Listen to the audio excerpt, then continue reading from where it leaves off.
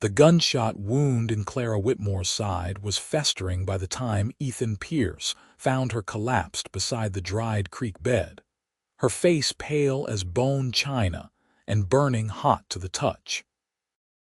He had been tracking a stolen mare for 3 days across the Utah Territory wilderness when he spotted the buzzards circling, their lazy spirals against the September sky drawing him toward what he feared would be a corpse.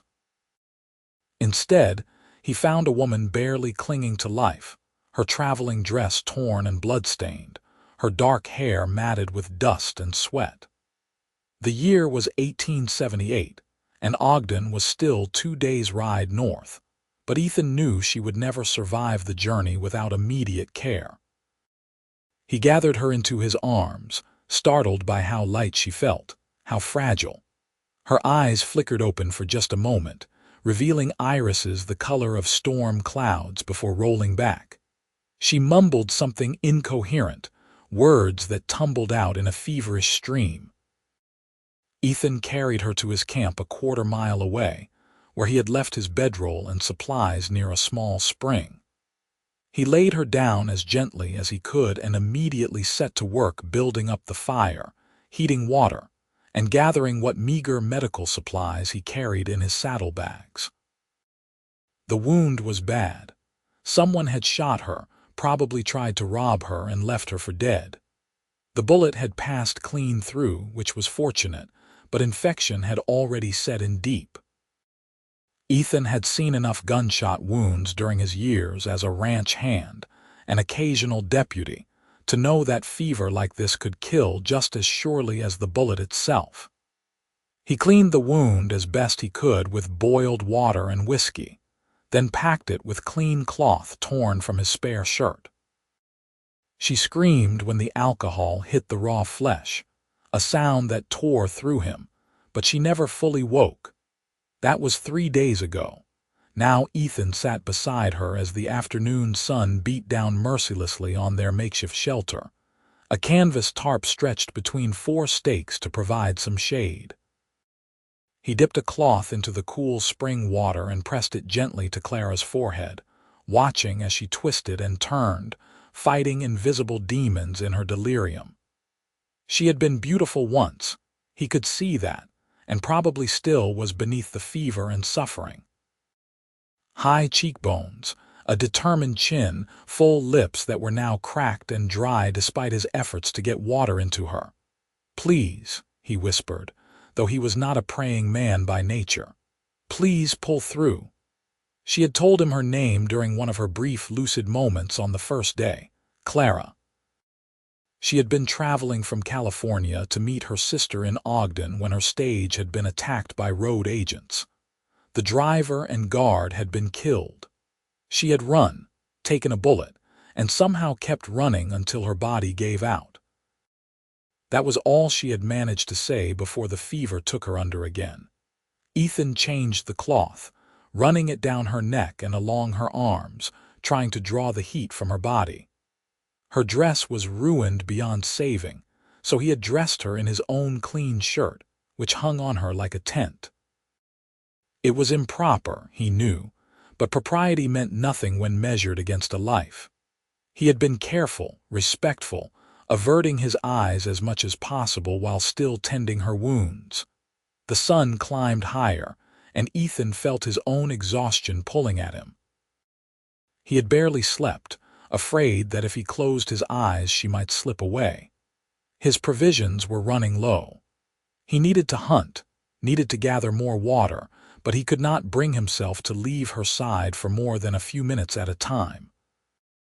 His horse, a sturdy roan gelding named Rusty, grazed nearby on the sparse grass, patient and uncomplaining. "Where is she?" Clara suddenly cried out, her voice cracking. "Sarah, where are you?" Ethan leaned closer, taking her hand. It was burning hot, her fingers curling weakly around his. "You are safe," he said softly. "Just rest now." "The men, they are coming back," she moaned, trying to sit up. "We have to run." "No one is coming," Ethan assured her, gently pressing her back down. "I promise you, you are safe." But she did not hear him.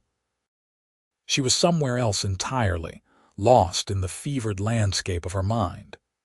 Ethan felt a tightness in his chest, an unfamiliar ache. He was 26 years old and had lived a hard life.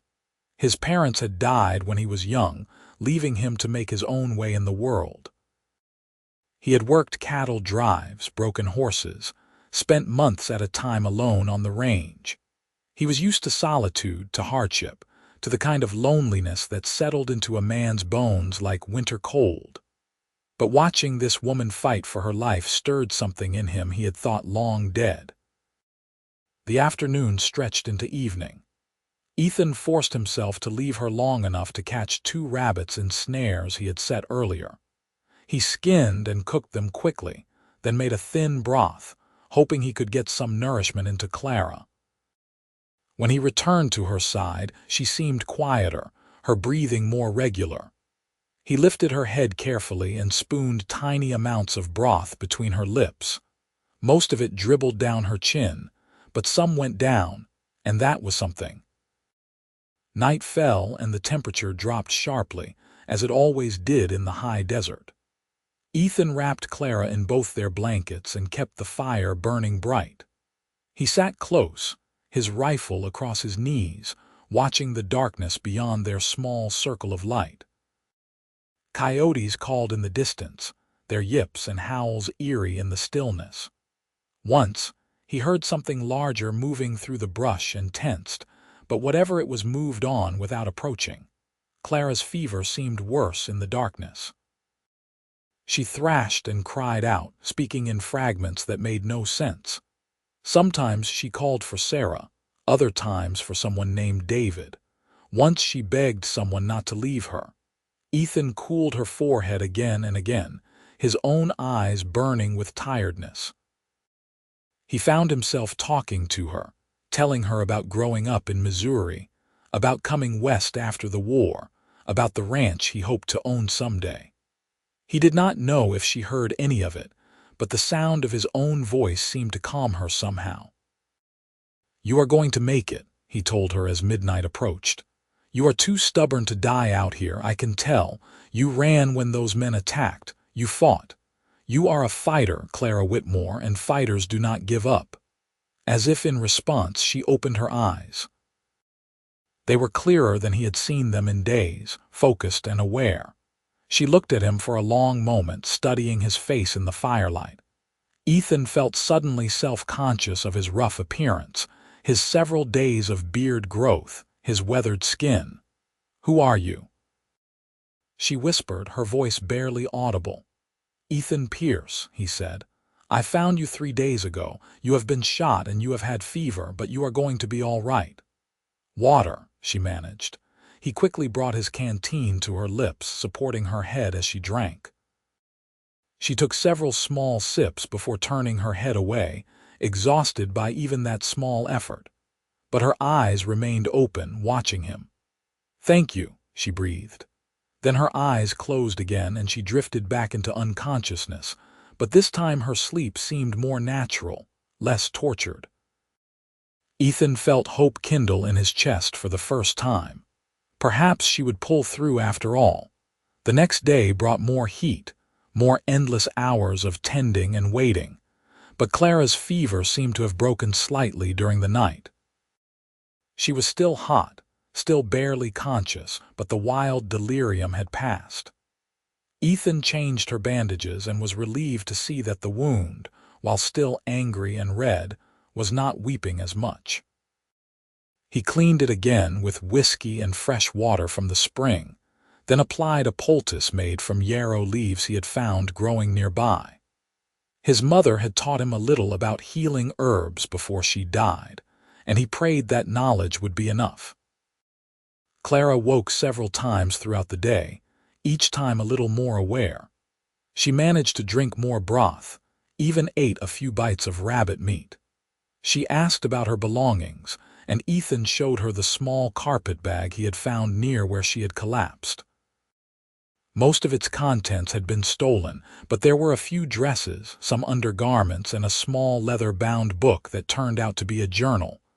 "My sister," Clara said weakly that evening as Ethan sat beside her. Sarah. She is in Ogden. She will be worried. We will get word to her as soon as you are strong enough to travel, Ethan promised. Ogden is about 2 days north, but you need to heal first. How long have I been here? 4 days now. Clara closed her eyes, tears seeping from beneath her lids. I thought I was going to die. So did I, Ethan admitted. But you did not. You are still here. She opened her eyes and looked at him again, really looked at him. Ethan felt something pass between them in that moment, some unspoken recognition. He had saved her life, yes, but it was more than that. In her darkest hour, he had been there. He had not left her. He had fought for her when she could not fight for herself. Why? She asked. Why did you stay? You could have left me, gone for help. You would have died before I got back, Ethan said simply, and I could not do that. I could not leave you. Clara's hand found his, her fingers threading weakly through his. I do not even know you. No, Ethan agreed. But maybe that does not matter. Over the next 3 days, Clara grew stronger. The fever continued to recede, and though she was still weak, she was able to sit up for short periods. Ethan helped her walk to the spring to wash, turning his back to give her privacy while staying close enough to catch her if she fell. They talked during those days, sharing stories of their lives. Clara had been a schoolteacher in San Francisco before her sister had written begging her to come to Ogden. Sarah had married a merchant there and had just given birth to her first child. Clara had been excited to meet her new nephew, to start fresh in a new place. She had been 23 years old and ready for adventure. I got more adventure than I bargained for, she said with a weak laugh. Ethan told her about his dream of owning a ranch, of raising cattle and horses, of building something lasting. He had saved almost enough money, he said.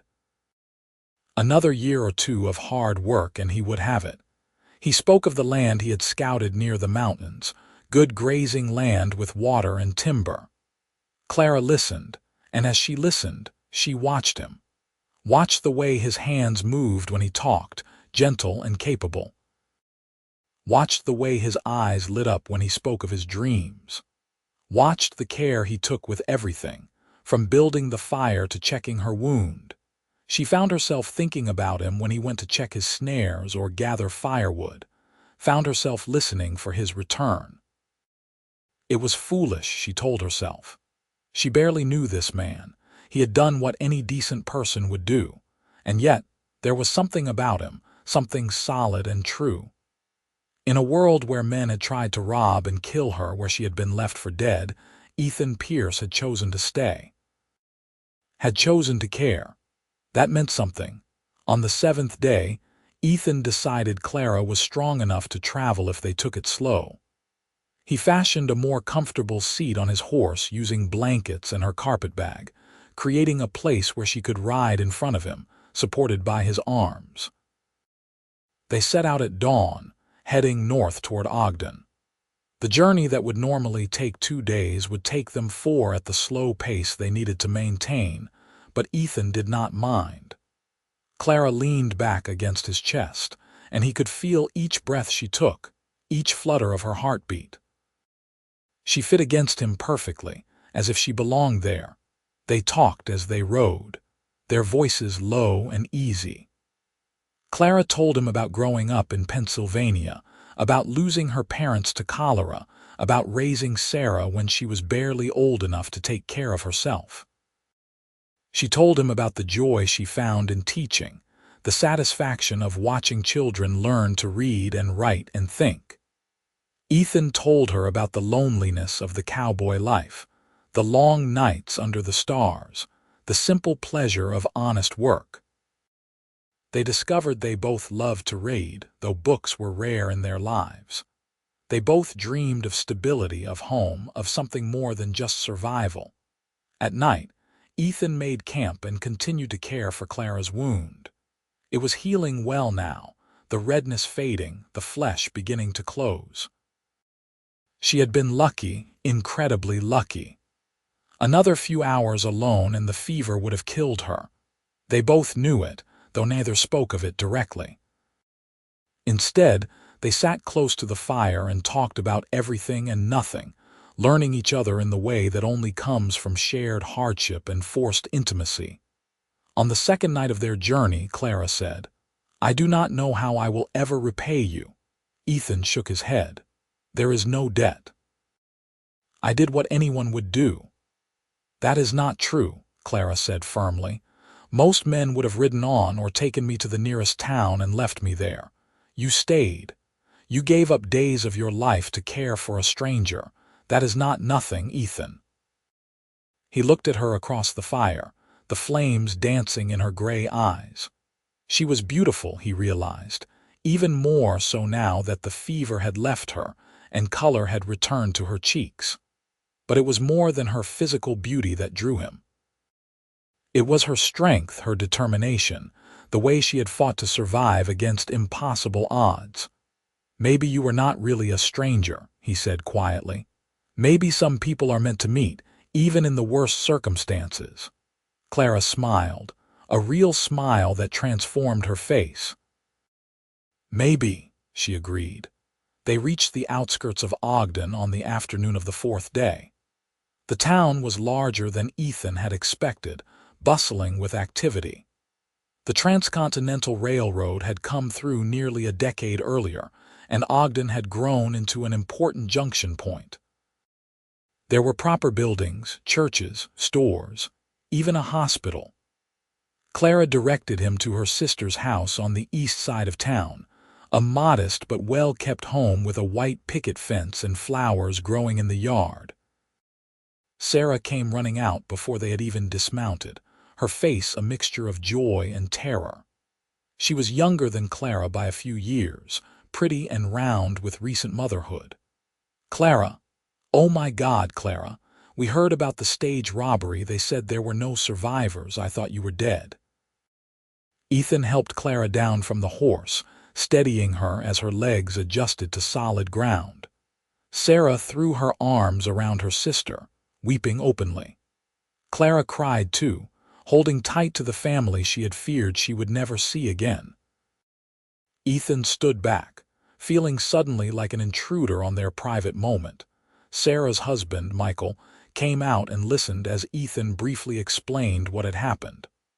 Michael was a solid man with kind eyes, and he shook Ethan's hand with genuine gratitude. "We cannot thank you enough," he said. "Please, you must stay for dinner. It is the least we can do." Ethan wanted to refuse, wanted to ride away before things got more complicated, but Clara caught his eye and said, "Please, stay." So he stayed. Dinner was a lively affair despite Clara's obvious exhaustion. Sarah fussed over her sister constantly while also tending to her infant son, James, who slept peacefully through most of the meal. Michael proved to be good company, and the food was the best Ethan had eaten in months.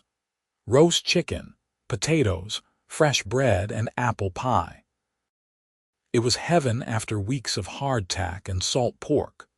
But what Ethan enjoyed most was watching Clara in this setting, surrounded by family and warmth. She glowed despite her fatigue, laughing at her sister's stories, cooing over her nephew, fully alive in a way she had not been able to be during their journey. This was who she was meant to be, he thought. Not fighting for survival in the wilderness, but here in a home, with people who loved her. After dinner, Sarah insisted that Ethan stay the night. They had a small guest room, she said, and it would be dark soon. It would be foolish to try to find lodging in an unfamiliar town. Ethan agreed, though he felt acutely aware of Clara's presence in the house, of the fact that she was just down the hall. He lay awake long into the night, staring at the ceiling, trying to sort through his feelings. He had known her for barely more than a week. Most of that time she had been unconscious or delirious, and yet he could not imagine riding away tomorrow and never seeing her again. The thought of it created a hollow ache in his chest that he did not know how to name. In the morning, Sarah made a huge breakfast and continued to thank Ethan profusely. Clara was quieter, picking at her food, not meeting his eyes. Ethan knew he needed to leave, needed to get back to his life, to the mare he had been tracking before he found Clara.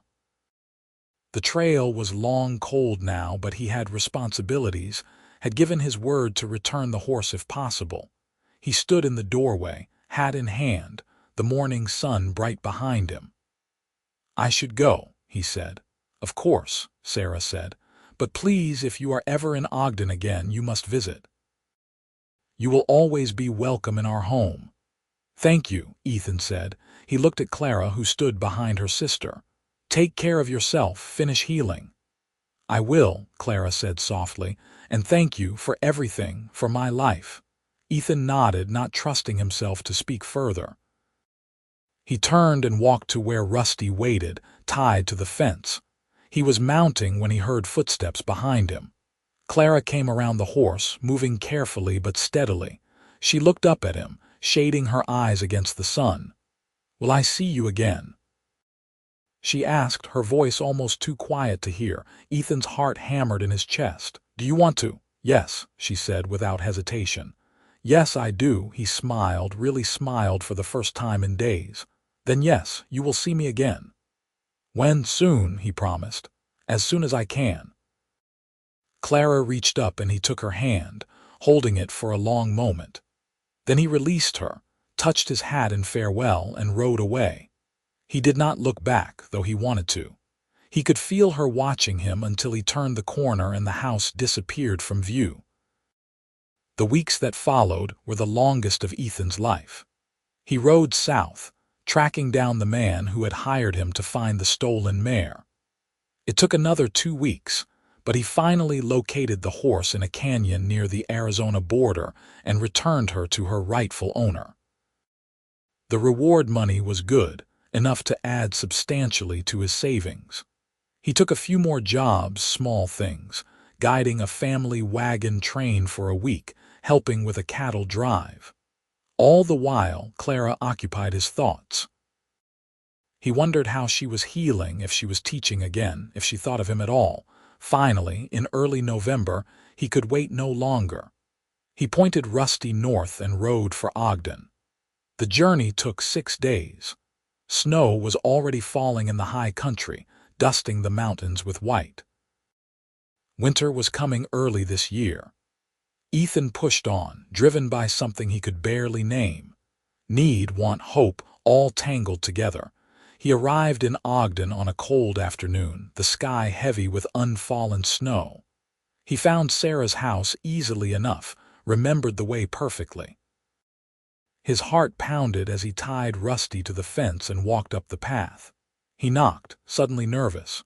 What if she had changed her mind? What if she had just been being polite? What if she had met someone else? Sarah opened the door, her face breaking into a wide smile when she saw him. "Ethan." Come in, get out of the cold. Clara will be so happy to see you." "She is here?" he asked, relief flooding through him. "Of course." "Where else would she be?" "Clara," Sarah called. "You have a visitor." Clara appeared from the back of the house, wiping her hands on an apron. She froze when she saw him, her eyes going wide. For a moment neither of them moved. Then Clara smiled, a smile that lit up the entire room, and Ethan knew he had made the right choice in coming back. "Hello," she said. "Hello," he replied. Sarah tactfully disappeared, taking baby James with her. Ethan and Clara stood in the parlor, suddenly shy with each other. Clara looked wonderful, fully healed, her color high and healthy. She wore a simple blue dress that brought out her eyes, and her dark hair was pulled back in a neat bun. "I was not sure you would come back," Clara admitted. "I said I would. Men say a lot of things." "I am not most men," Ethan said. "At least I try not to be." Clara laughed, the sound warm and genuine. "No, you certainly are not." She gestured to a chair. "Please sit. Tell me about your travels. Did you find the mare?" They talked for hours, falling back into the easy conversation they had shared on the trail. Sarah and Michael gave them space. Though Sarah kept finding excuses to walk through with tea or cookies, clearly delighted by the developing situation. As the afternoon faded into evening, Ethan realized he did not want to leave, did not want to go back to his solitary life on the range.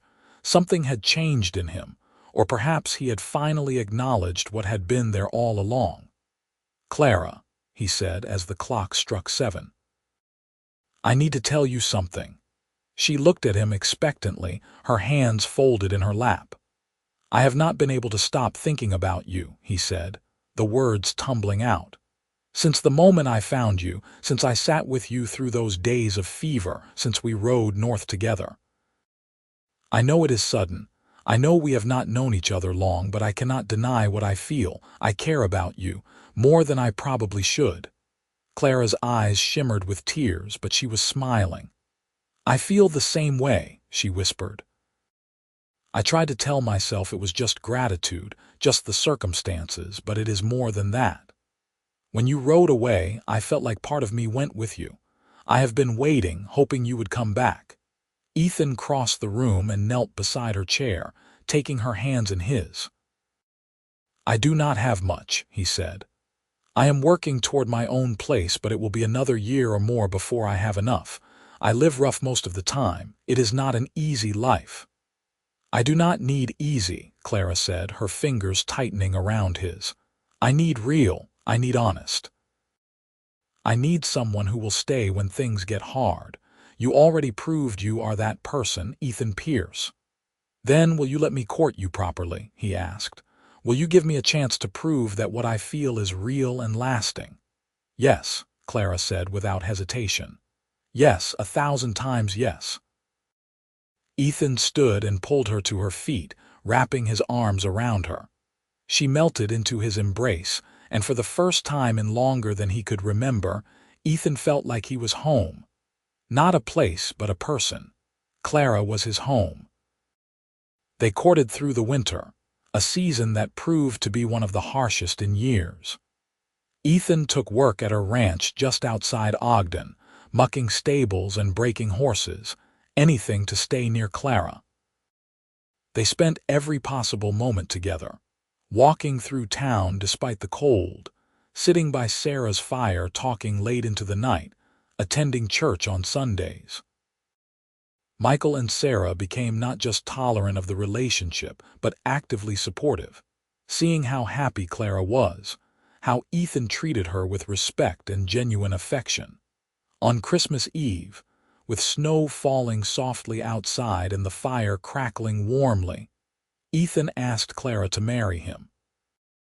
He did it properly, getting Michael's permission first since Clara had no father living, then presenting her with a simple gold band he had spent most of his savings on. Clara cried and said yes, and Sarah cried, and even Michael got a bit misty-eyed. They were married in February of 1879, in Ogden's small church with Sarah and Michael standing witness. Clara wore a dress of cream-colored silk that Sarah had helped her sew, and Ethan wore a new suit that felt stiff and uncomfortable, but was worth it to see the look in Clara's eyes when he met her at the altar.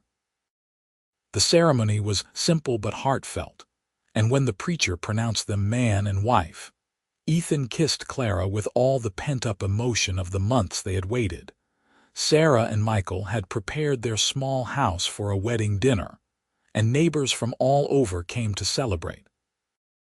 It was a joyous occasion, full of laughter and music and good food, but Ethan could not wait for it to be over, to be alone with his wife. His wife. The word still felt foreign and wonderful on his tongue. They had rented a small house on the edge of town, just 2 rooms and a kitchen, but it was theirs. Ethan carried Clara over the threshold as tradition demanded, and they spent their first night as husband and wife learning each other in all the ways they had not been able to before. Clara was shy but eager, and Ethan was gentle and patient. They fit together perfectly, bodies and hearts aligned. In the morning, wrapped in each other's arms, Clara said, "I never thought I would be this happy." "Neither did I," Ethan admitted. "I spent so long alone, I forgot what it was like to have someone." "You will never be alone again," Clara promised. "We are in this together now, for better or worse." "Definitely better," Ethan said, kissing her forehead. "You are the best thing that ever happened to me, Clara Pierce." She smiled at the sound of her new name. "I like that, Clara Pierce. It sounds right." "It is right," Ethan agreed. "You are right, we are right." The spring brought new opportunities. Ethan had been saving every penny, and with Clara's small savings from her teaching days, they finally had enough for a down payment on land. They found a beautiful piece of property 30 miles south of Ogden, nestled in a valley with a creek running through it and mountains rising on 3 sides. It was everything Ethan had dreamed of and more. They bought it in April and immediately began building. The work was hard, back-breaking labor from dawn until well past dusk. But they worked together, Clara proving to be just as capable as any man when it came to hauling timber and mixing mortar. By summer, they had a small cabin built, nothing fancy but solid and weatherproof. They moved in on the 4th of July, celebrating their independence in more ways than one. Clara started a small garden while Ethan built corrals and began buying cattle. They started with just a dozen head, but it was a beginning. Neighbors from the surrounding ranches came to help with the big projects, and Ethan and Clara repaid the favor whenever called upon. It was a good community, full of hard-working people who looked out for each other. That fall, Clara discovered she was pregnant. She told Ethan one evening as they sat on their small porch watching the sun set over the mountains. He was speechless for a moment, then whooped with joy and picked her up, spinning her around until she begged him to stop. They held each other as the stars came out, talking about names and futures and all the dreams they would now share with their child. Their son was born in May of 1880, a healthy baby with a strong set of lungs and his father's dark hair. They named him Samuel, after Ethan's father.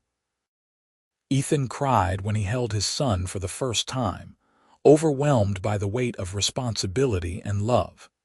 Clara watched her husband cradle their baby with such tenderness and knew she had chosen right. This man, who had found her dying in the desert and refused to let her go, was the best man she had ever known. Life settled into a rhythm. The ranch grew slowly but steadily. Ethan proved to be a natural cattleman with an eye for good stock and a talent for breeding. Clara managed the household and raised Samuel, but she also kept the books and helped with the cattle work when needed. She was tougher than she looked, something that made Ethan proud. She had survived that bullet and fever, had fought her way back from the edge of death. Of course she could handle ranch life. When Samuel was 2, Clara gave birth to twins, a boy and a girl they named Thomas and Elizabeth. The cabin suddenly felt very small, so Ethan spent the next year building an addition, adding 2 more bedrooms and a proper parlor. Money was tight, but they made it work, sacrificing luxuries for necessities, always thinking of the future. Sarah and Michael visited often, bringing their growing family. They had 3 children now, and the cousins played together while the adults caught up on news and gossip. Sarah never tired of telling the story of how Ethan and Clara met, how he had saved her life, how they had fallen in love despite all odds. It became a family legend, a romance that people in town spoke of with admiration and a touch of envy. The years passed, each one bringing its own challenges and joys. There were hard winters when they worried they would lose cattle, dry summers when the creek ran low and the grass turned brown. There were illnesses and injuries, the constant struggle to make ends meet. But there were also births and celebrations, good harvests and fat cattle, and always, the love between Ethan and Clara that formed the foundation of everything they built. On their 10th anniversary, Ethan surprised Clara with a gift. He had been saving secretly, putting aside small amounts whenever he could. He presented her with a beautiful leather-bound collection of books, volumes of poetry and novels and history. Clara wept when she saw them, knowing what they represented, how many hours of labor each book had cost. "You once told me you loved to read," Ethan said, "and I know you have not had much time for it with the children and the ranch, but I want you to have this. I want you to know that I remember everything you ever told me, every dream you ever shared." Clara threw her arms around her husband's neck. "I love you," she said fiercely. "More than the day we married, more than I ever thought possible." "I love you too," Ethan replied, holding her close. "You gave me everything, Clara. A home, a family, a reason to keep going. I was just a drifter before you. Now I am a husband, a father, a rancher. You made me into the man I always wanted to be." By the time they celebrated their 20th anniversary, the ranch had grown into one of the most successful in the region. They had over 200 head of cattle, a dozen horses, and a house that had been expanded twice more. Samuel was 19 and already running most of the daily operations. Thomas and Elizabeth were 17, both strong and capable young adults. And there were 3 more children, 2 girls and another boy, ranging from age 15 down to 8. Ethan, now in his mid-40s, still rose early every morning to work the ranch. His hair was graying at the temples and his back sometimes ached, but he was content in a way he had never imagined possible. Clara, at 43, was as beautiful to him as the day he found her, perhaps more so. The years had added fine lines around her eyes and silver threads to her dark hair, but they had also deepened her beauty, adding character and wisdom to her features. They often sat together in the evenings on their porch, watching the sun set over the mountains they had come to know so well. Sometimes they talked, sometimes they just sat in comfortable silence, hands linked. The children would be inside doing homework or chores, and for a little while it would be just the 2 of them, as it had been in those early days when Clara was recovering and they were learning each other. "Do you ever think about that day?" Clara asked one evening as summer faded into fall. "The day you found me." "All the time," Ethan admitted. "It was the day my life began, really. Everything before that was just preparation." "I was so sure I was going to die," Clara said softly. "I remember the pain, the heat, thinking that this was how it ended. Then I remember waking up and seeing your face, feeling the cool cloth on my forehead and knowing somehow that I was safe." "I was terrified," Ethan confessed. "I had no idea if you would pull through. I just kept praying even though I had not prayed in years. I begged God to let you live." "He answered your prayer." "He answered both our prayers," Ethan corrected. "He brought us together when we both needed it most." Clara leaned her head on his shoulder. "I cannot imagine my life without you. Sometimes I try just to remember what it was like before, and I cannot. You are too much a part of me now." "Good," Ethan said, kissing the top of her head, "because I am not going anywhere. You are stuck with me for the rest of your days, Clara Pierce. Promise?" she asked, smiling up at him. "Promise," he said solemnly. They watched their children grow and thrive. Samuel married a girl from a neighboring ranch and brought her to live in a house they built on the property. Thomas went to college in Salt Lake City, the first in either family to do so, studying to be a veterinarian. Elizabeth became a teacher like her mother, working in the Ogden school system. The younger children were still finding their paths, but Ethan and Clara had no doubt they would all turn out fine. On their 30th anniversary, the family threw a huge celebration. Everyone came from miles around, friends and neighbors and extended family. Sarah and Michael were there, both graying and slowing down but still full of life. Their children brought their own families, grandchildren running everywhere. The ranch was full of laughter and music, tables groaning under the weight of food, people dancing in the yard as the sun went down. Ethan stood with Clara in the middle of it all, watching the celebration swirl around them. "Look what we built," he said in wonder. "All of this from nothing." "Not nothing," Clara corrected.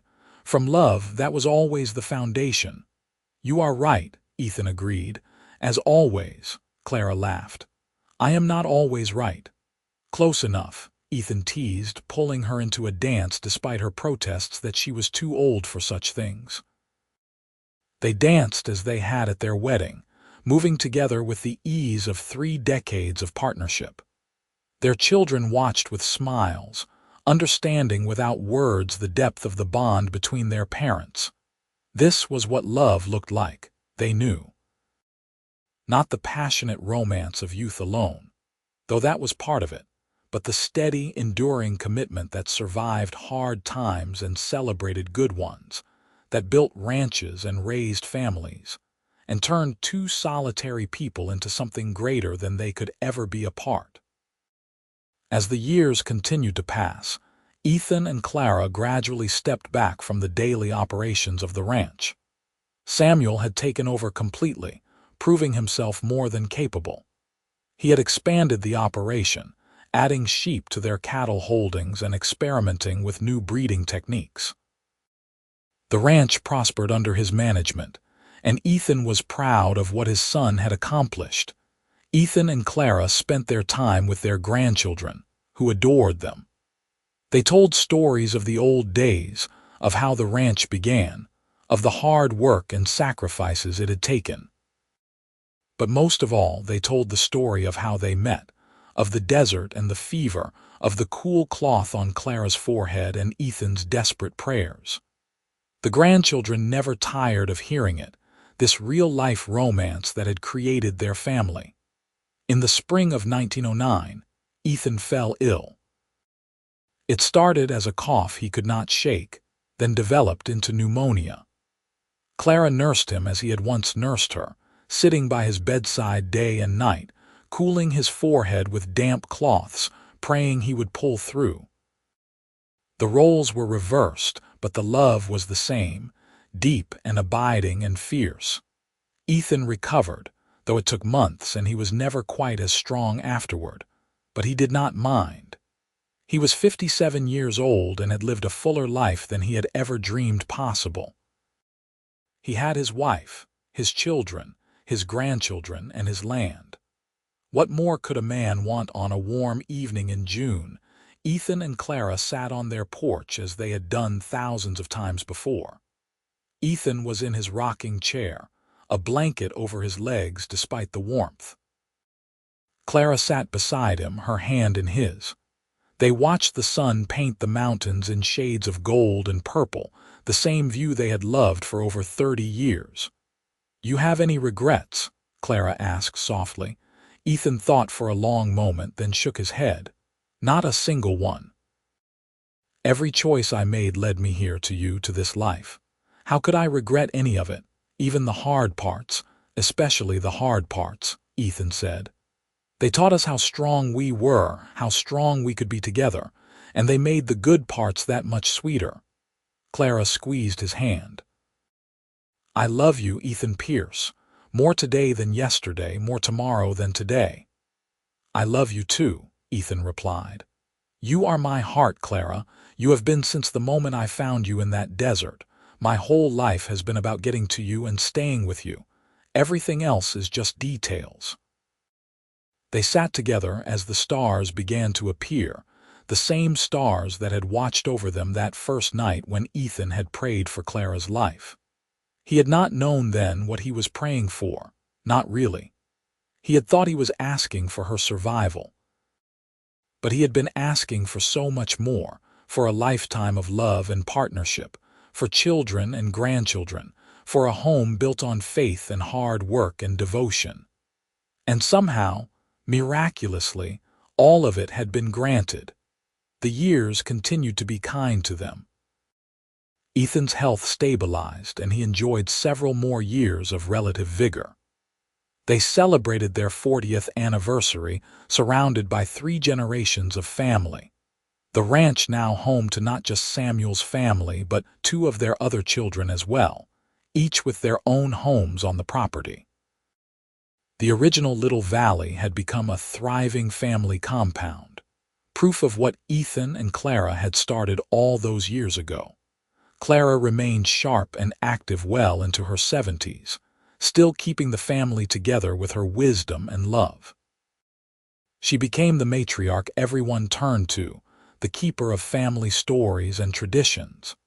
She never forgot where she came from, the terror of that attack, the certainty that she would die alone in the wilderness. And she never took for granted the miracle of Ethan finding her, of his choice to stay, of the love that had grown from those desperate days. When Ethan finally passed in the winter of 1915 at the age of 63, it was peacefully in his sleep, with Clara holding his hand. The whole family mourned, but they also celebrated a life well lived. Ethan Pierce had been a good man, a loving husband, a devoted father, and a fair employer. He had built something lasting not just in land and cattle, but in the hearts of all who knew him. Clara lived another 8 years, surrounded by her children and grandchildren and even great-grandchildren. She told Ethan's story to anyone who would listen, determined that his memory would live on. She never remarried, never even considered it. She had found her soulmate, her partner, her love. There would never be another. On a spring morning in 1923, Clara passed away quietly in her sleep. She was 72 years old. Her children found her with a smile on her face, as if she had seen something wonderful. They liked to think she had been reunited with Ethan, that they were together again in whatever came after this life. They buried her next to Ethan on a hill overlooking the ranch, with a view of the mountains they had both loved. The headstones were simple, just their names and dates, and below that, a single inscription chosen by their children. Together in life, together in death, together always. The ranch continued to thrive through the generations, a testament to what Ethan and Clara had built. Their descendants never forgot the story of how it all began, of the cowboy who found a dying woman in the desert and chose to stay, of the woman who fought her way back from fever and death to find love in the most unexpected place. It became more than just a family story. It became a legacy, a reminder that love can grow from the darkest circumstances, that devotion and commitment can build empires, and that sometimes the greatest adventures begin with a single choice to care for someone who needs you. They had found each other against all odds, had built a life from nothing but determination and devotion, and had left behind something that would last long after they were gone. In the end, what more could anyone ask for than to have loved and been loved so completely, to have mattered so deeply to another soul? Ethan and Clara had that, and it was everything.